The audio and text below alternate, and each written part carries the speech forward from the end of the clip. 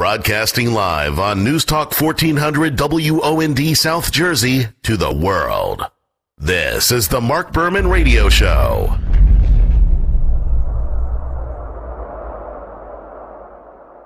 In late 1972, Edgar brought together Dan Hartman, Ronnie Montrose, Chuck Ruff to form the Edgar Winter Group, the legendary band that created such hits as the #1 Frankenstein and Free Ride. Edgar took the stage for classic performances with his brother Johnny, brought Rick Derringer into the group, more recently was also a part of Ringo Starr's all-star band, and so much more. Edgar Winter has never slowed down, packing venues across the country and around the world. For everything Edgar Winter, tour dates, merch, and news, please visit edgarwinter.com. Please welcome back to the Marc Berman Show, the multi-instrumentalist who crosses over into most genres of music, the great Edgar Winter. Welcome back to the Berman Show. Thank you, Mark. Are you ready to rock and roll? I am always ready to rock and roll. Fantastic. Well, let's get after it. And that voice of yours, let me tell you, you rock. Growing up in Beaumont, Texas. Yes. Was it you or your brother Johnny at an early age that said, let's get into music, we can make a difference? Johnny had the dream. There's no doubt about that.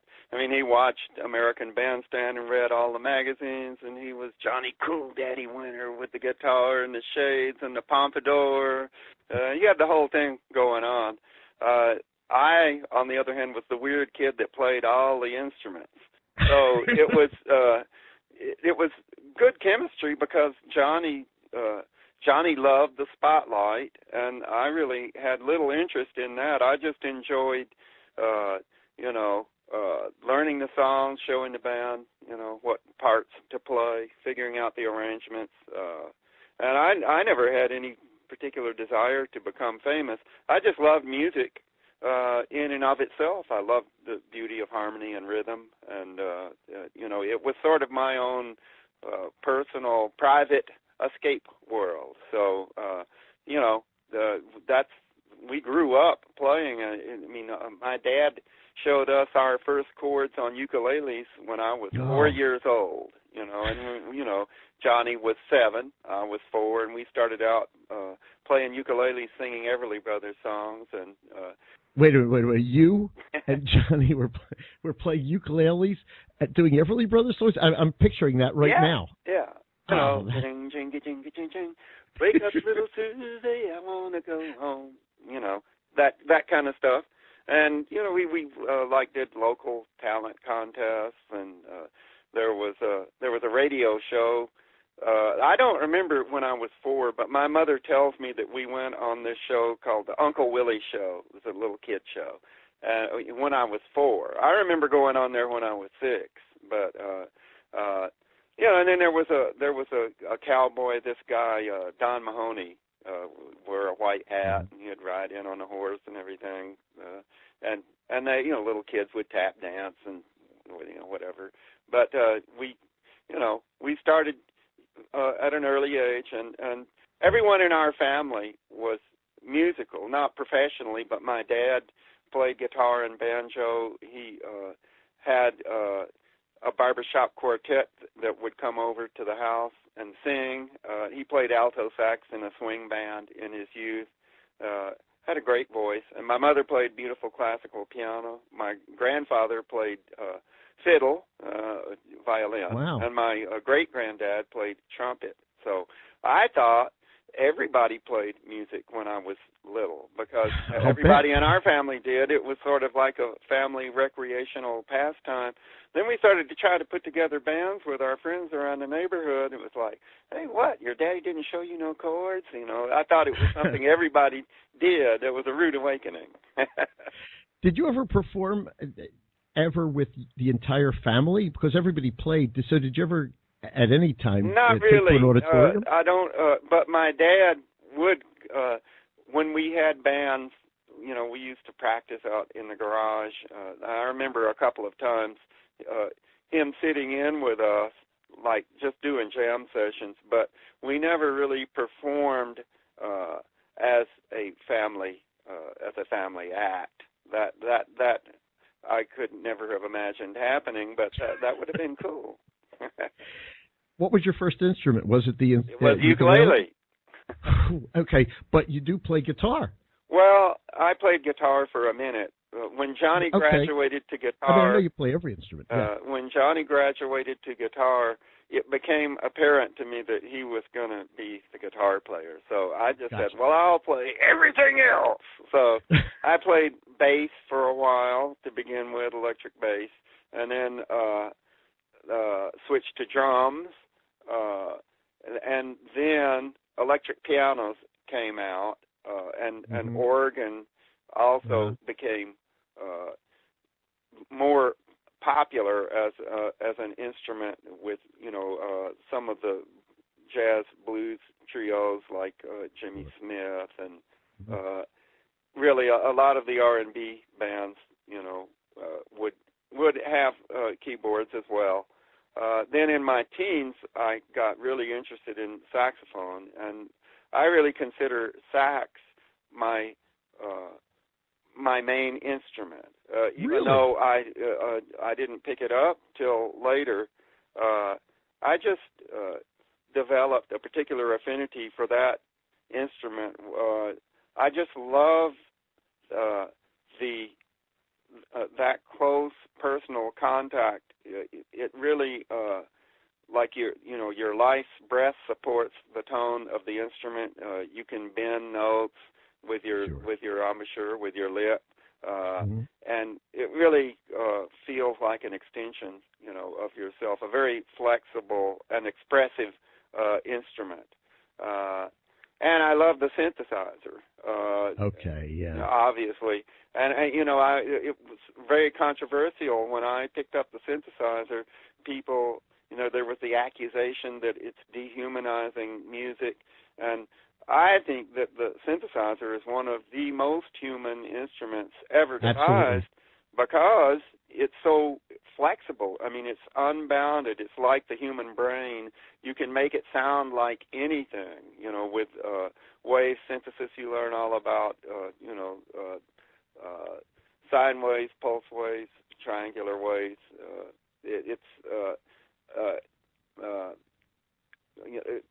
Timbrally, you can make it sound like anything. You can modulate it, to do growls or vibrato. You can bend notes. You can do everything imaginable with it. So it's what. But if we were to close our eyes right now and picture you, we picture you with the keyboard. You invented the keyboard body strap. Now, I know that as a kid, you didn't try and hook it up to a Hammond B3 and wear that around your neck. You couldn't do that, of course. But what made you put a keyboard around, and what was the first keyboard you hooked up to your neck?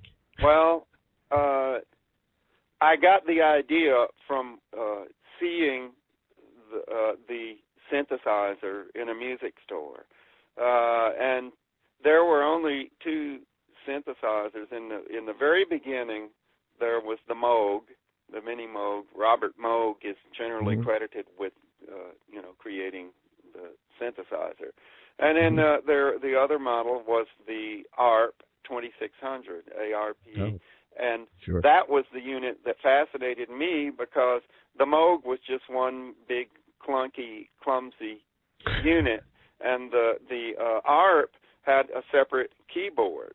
And then the brain or the guts of the instrument was this mad scientist-looking contraption with all kinds of cool knobs and sliders. But there was a big, umbilical cord that went from the keyboard to the brain, and the keyboard was, light. I said, it looks like you could just put a strap on this thing and play it like a guitar, which is exactly what I proceeded to do. And as they say, the rest is history. I have to ask you this.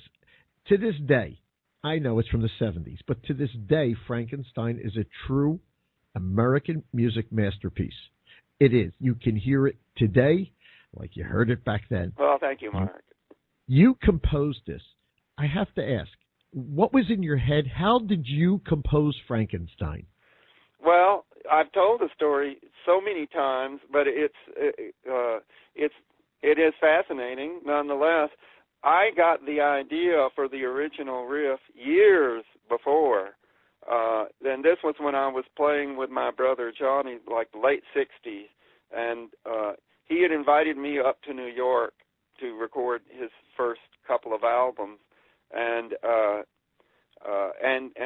he had me appear with his blues trio as a special guest, and at that time nobody even knew Johnny had a brother, and he'd do the first part of the set with his trio, and now I'm going to bring on my little brother Edgar, and I'd walk out, the crowd would see, oh, there's two of them.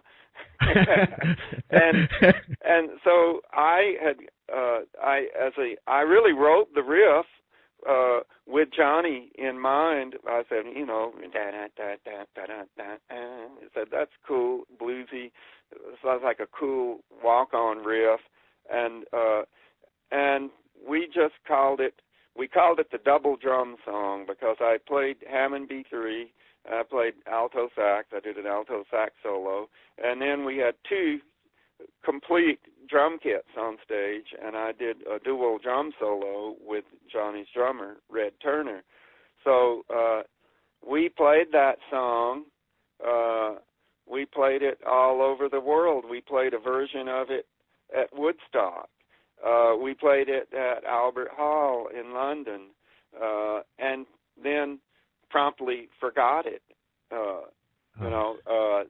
Years went by, and then with the advent of the synthesizer, I got the idea of putting the strap on the keyboard, and I thought, well, now what I need is an instrumental, to feature this new instrument.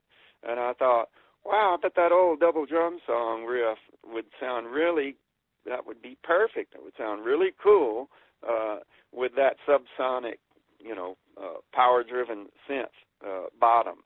So we worked up a version of it, and then the whole thing began to unfold as, I was just experimenting with the synthesizer, and a lot of people were using the synthesizer to create the sounds of already existing instruments, like to be a string section or horns or a grand piano or whatever.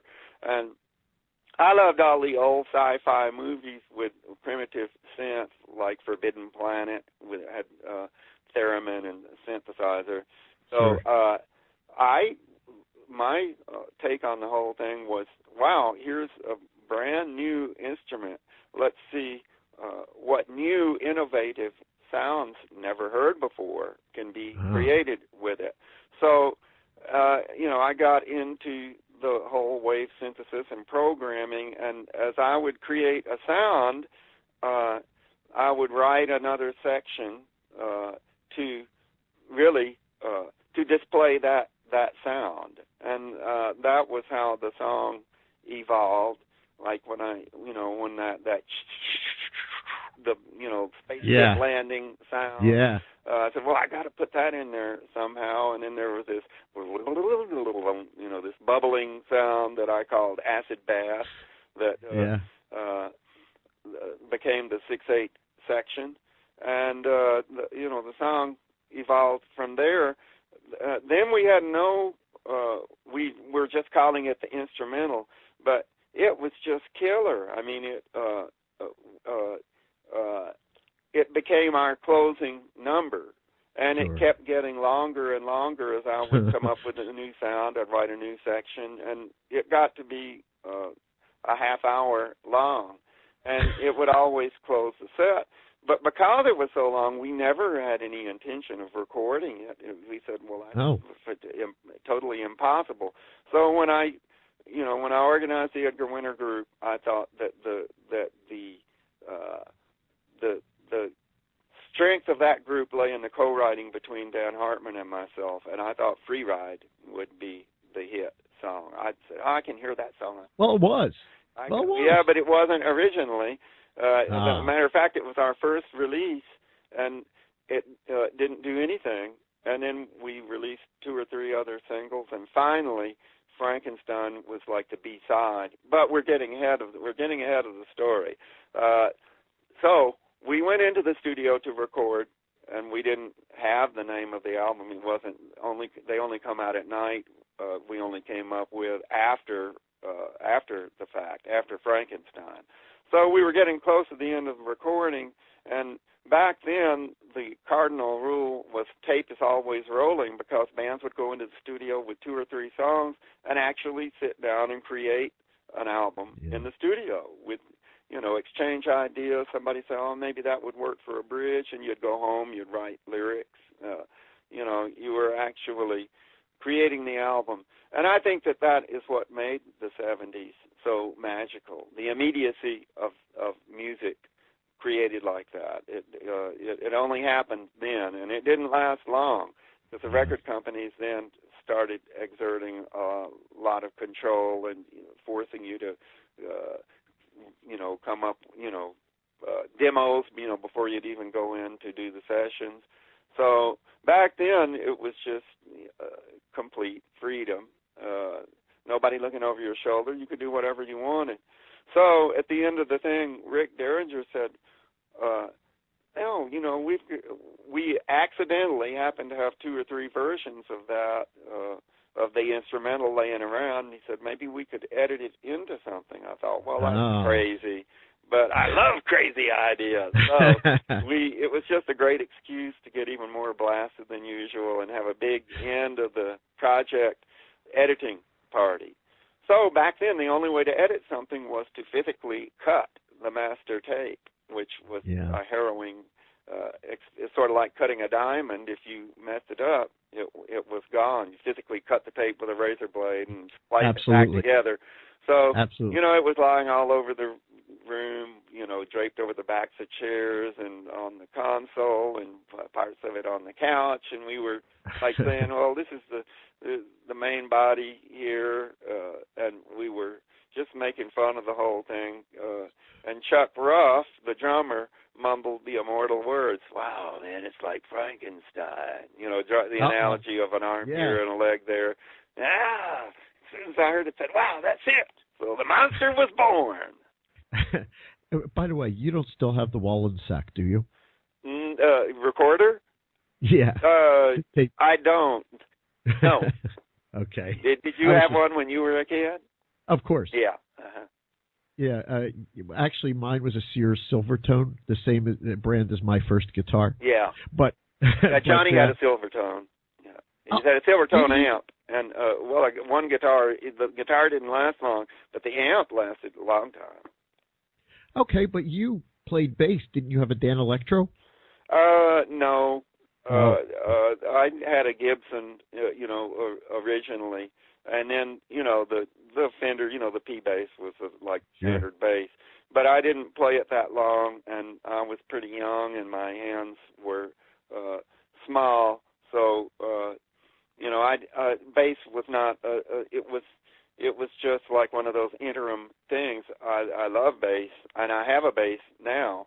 I have a good Fender bass, but at that time, I wasn't.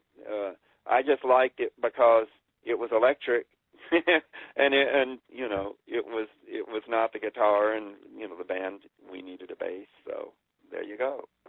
You're out on tour now. Who's in the band? In my band is on lead guitar Doug Rappaport, and Doug has been with me the longest of any guitarist. I'm noted for having played with lots of great guitarists, of course. You are, absolutely. My brother Johnny, Rick Derringer, Ronnie Montrose, and for all you guitar lovers, guitar aficionados, Doug's going to blow you away. He's really developed into a phenomenal guitarist. He was young when he joined the group, and he's been with me almost 15 years now, and great singer, and just like a phenomenal soloist. On bass is Coco Powell, and I first saw Coco with Spencer Davis group, and Coco, just great, rock solid R&B guy, loves rock and roll, great voice. He has a band of his own, another band that plays around town locally, plays clubs, and does a lot of corporate work, And then on drums is Jason Carpenter. And Jason is a graduate of Berkeley, which is a great music school yes, in it Boston. is. And beautiful high falsetto voice, sings like a bird. And he's a great, really great funk, R&B, and gospel drummer. And, of course, plays rock as well.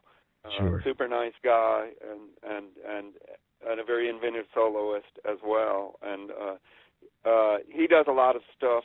He's a multi-instrumentalist, a lot like I am, plays keyboards and percussion, and does a lot, does things for, commercials, TV, and so forth, theme music, all that, those kind of things as well.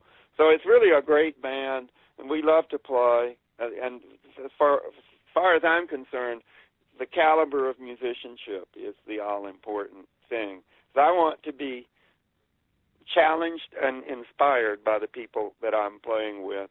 And, we don't just play the rote versions of all of the songs. We like to stretch out and jam and play. So that's the kind of band it is. We're always pushing the envelope and, trying to experiment, and we're going to have a good time. We're out there to get down and boogie and rock and roll.